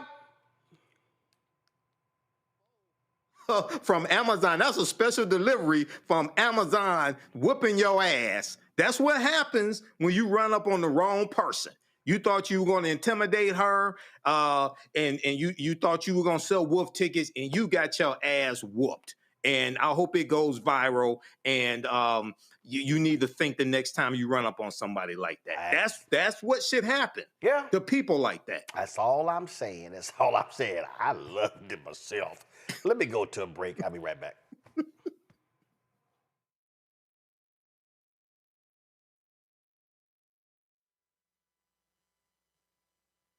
In the military, I gave orders, and they went a lot further than they do around here. If there's one thing I've learned as a mom and foster parent of more kids than I can count, investing in their future isn't a choice. In Richmond, I'll fight for Stafford's fair share for our schools. Smaller class sizes, better teacher pay, and more vocational training.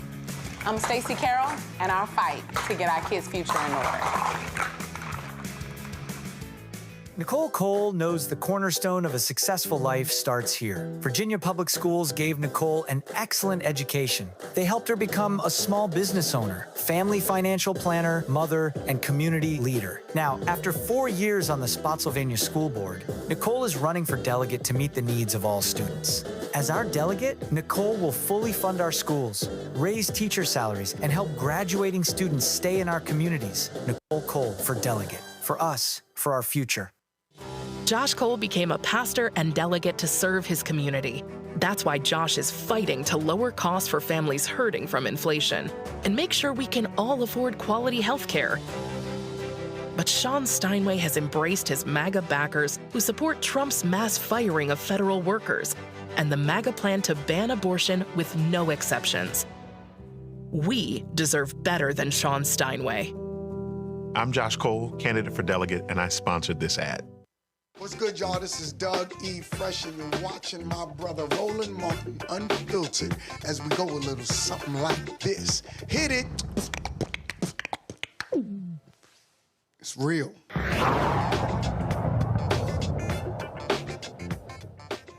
So y'all remember when I called out the History Channel for that BS docuseries on the frontiersmen, whatever the hell, and they dealt with, one of them dealt with the Alamo, and they played this. To settle in, he realizes Texas is on the verge of rebellion. After years of loose governance, Mexican President Santa Anna suddenly imposes new restrictions on settlers. Now, angry Texans... Santa Anna, he imposed... They were always playing.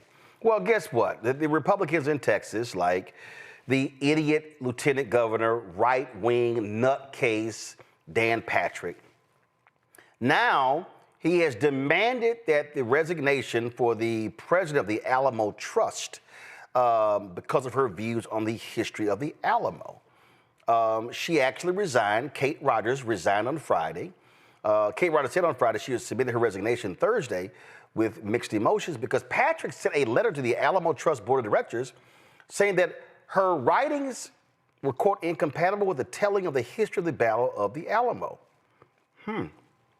Isn't that interesting?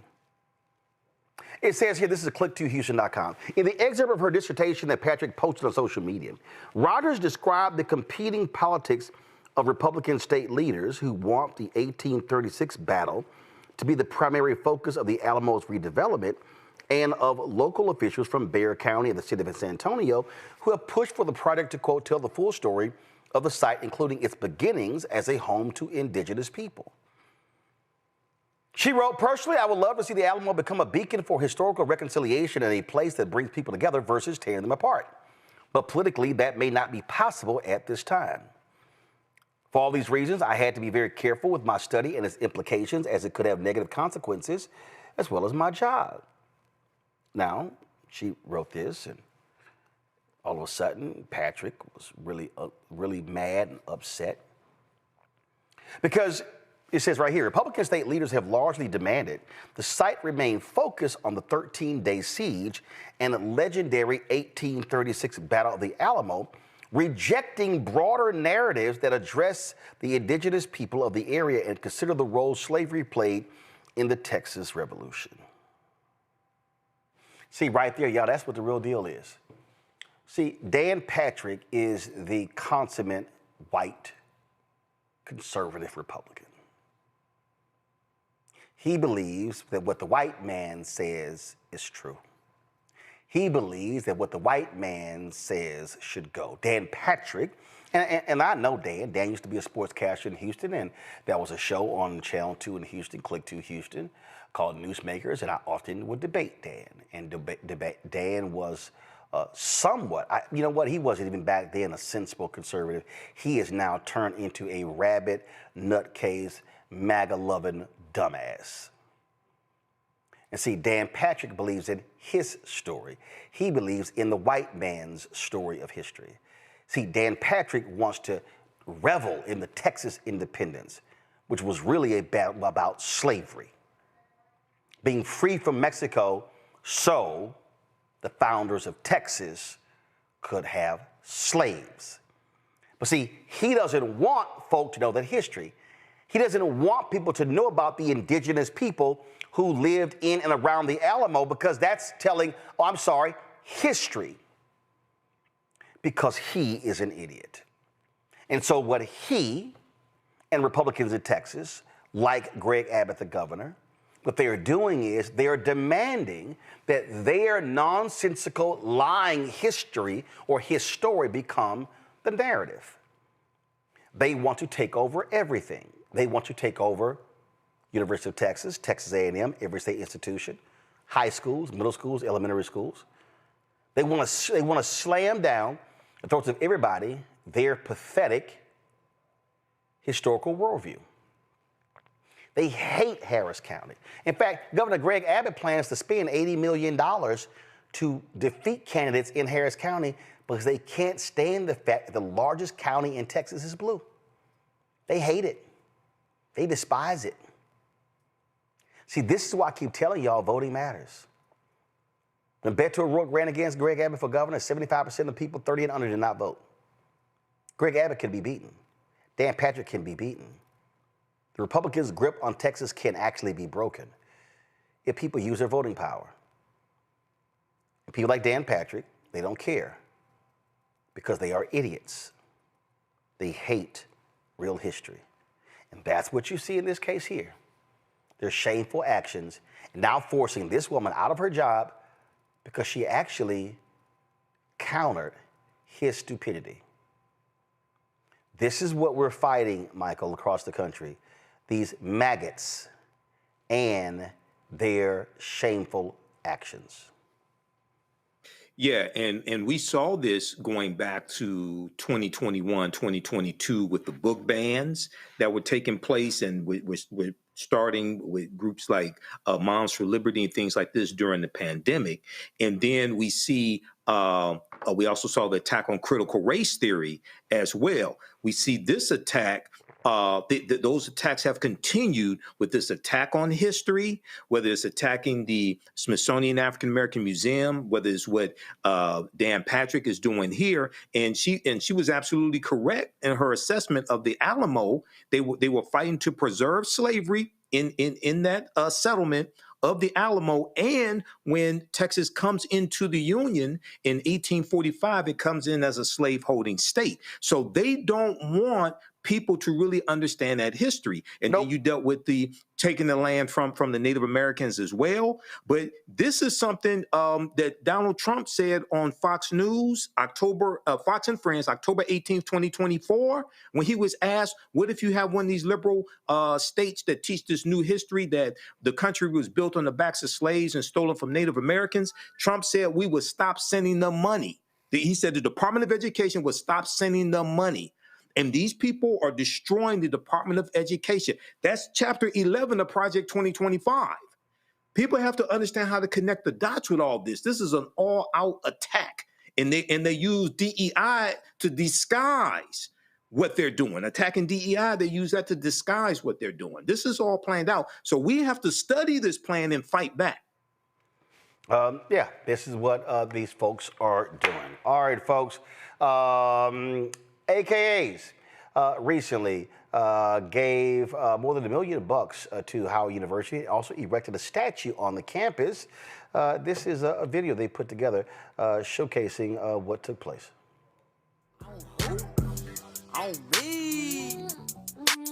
This is Jeanette Anthony Reed here, International President and CEO of Alpha, Kappa Alpha Sorority Incorporated, and my heart is full.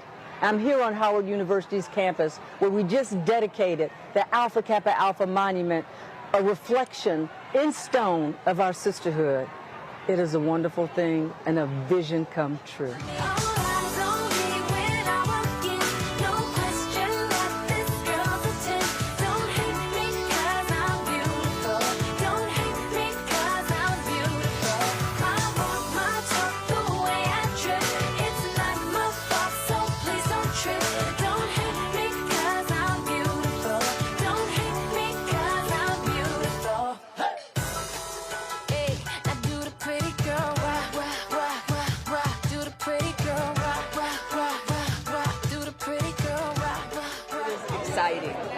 I love Alpha Kappa Alpha. I've been a member for more than 50 years, or right at 50 years in 2026. And all the members who came out to join us, it's wonderful because they also love our organization and they love working in service to all mankind. And that's why we're here. Hype me up. Hype me up. You either win with us or watch us win. Folks, ladies, Delta Sigma Theta are mourning their past president, Paletta Walker, who passed away. Her mega service was on yesterday. This was a tribute video that they put together for her.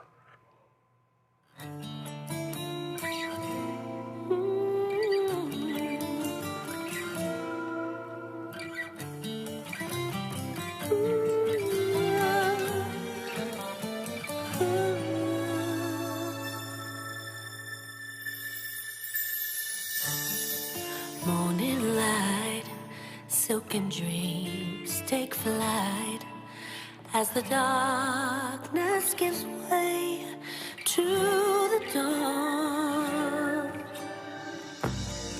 You survived, now your moment has arrived. Now your dream has finally been born. Black butterfly, sail across the waters. Tell your sons and daughters what the struggle brings. Black butterfly, set the skies on fire. Rise up even higher, so the ageless winds of time can catch your wings.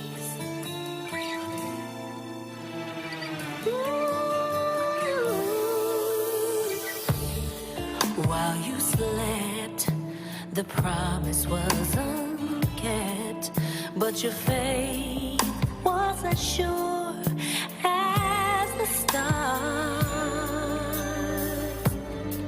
Now you're free, and the world has come to see just how proud and beautiful you are. Black butterfly. So again, condolences go all to members of Delta Sigma Theta on the passing of Dr. Paletta Walker. And I have there's a text chain I have of different leaders, and I can tell you right now, I posted something. Give me 1 second, y'all. I had posted something in our text chat, and this was on September 10th. And this is the last text message from her. She says, "How do you eat an elephant? One bite at a time. How do you beat a bully? One hit at a time. Each hit must be strategically planned." I said, "We must stand strong." And she said, "Stand we shall. When you've done all that you can do, just stand." And so, again, condolences go out to all on the passing of Dr. Walker.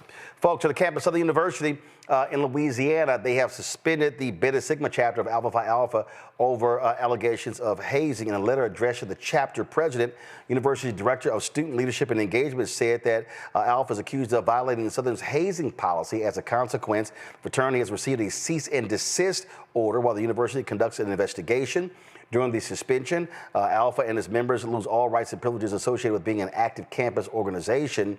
Under the suspension, the chapter cannot have meetings on campus, wear fraternity apparel during the probationary period, or host any events on or off campus. The fraternity also, of course, announced they're going to be investigating as well. Earlier this year, remember, Southern expelled the Beta Sigma chapter of Omega Psi Phi fraternity in connection with the tragic death of Caleb Wilson and related hazing allegations. And so we'll keep you abreast of what's happening there. Folks, that is it for us. We appreciate you joining us. I am headed out over the weekend to Philadelphia. Tomorrow we're going to be actually live streaming the funeral services of Michael Days. Michael was a longtime journalist, top editor at the Philadelphia Inquirer, and a few days ago he unexpectedly passed away, sending shockwaves throughout the organization. He was an amazing editor. And somebody who did a phenomenal job as a journalist. His funeral services are going to be taking place tomorrow in actually Trenton, New Jersey. And so we're going to be heading there in the morning, traveling to Trenton, New Jersey for that funeral. And so again, the celebration of life for Michael Days taking place. Viewing is from 10 a.m. to noon, and the mass is going to be at noon at Sacred Heart Church, 343 South Broad Street in Trenton, New Jersey. And so the celebration of life for Michael Days is tomorrow. So I'll be traveling there, and we'll be actually live streaming the funeral services on the Black Star Network, as well as on the social pages of the National Association of Black Journalists, where he was a long-time member. So, folks, that's it for us. Don't forget, support the work that we do. Join our Bring the Funk fan club. If you want to contribute via Cash App, use the Stripe QR code. You see it right here, bottom left-hand corner. Of course, that's for credit cards as well. PayPal is R Martin Unfiltered. Venmo is RM Unfiltered. Zelle, Roland at RolandSMartin.com. Roland at RolandMartinUnfiltered.com. Mike, thank you for being on the panel. I appreciate it. Checks and money order, make it payable to P.O. Box 57196, Washington, D.C. 20037 7-0196. Download the Black Star Network app, Apple phone, Android phone, Apple TV, Android TV, Roku, Amazon Fire TV, Xbox One, Samsung Smart TV. Be sure to get a copy of my book, White Fear, of the Browning of America, Making White Folks Lose Their Minds, available at bookstores nationwide. Get the audio version I read on Audible. Also, if you want to get our Black Star Network gear, go to shopblackstarnetwork.com. We got our t-shirts, we got our hoodies, we got wall art, mugs, you name it, all that sort of stuff on the website. QR codes there as well. All these products to my left, these are all black-owned products. All of these products are available in our marketplace at shopblackstarnetwork.com. If you want to support black-owned businesses, support these businesses. Of course, we're going to have, holidays coming up. You got birthdays coming up. And so these are some great gifts you can give to folks. Go to shopblackstarnetwork.com. Don't forget, download the app Fanbase. And if you get the app, download it. If you want to invest, go to startengine.com/fanbase, startengine.com/fanbase. Also, a shout out to Fort Valley State University. I'm rocking their hoodie today. This is one of the HBCUs that I spoke at. Had a great time when I was there. So a shout out to Fort Valley State Wildcats. Folks, that's it. We always end the show on Friday, running the list of all of our donors, and we appreciate all 37,000 people who've contributed to make this show possible. Folks, I'll see y'all on Monday. Holla!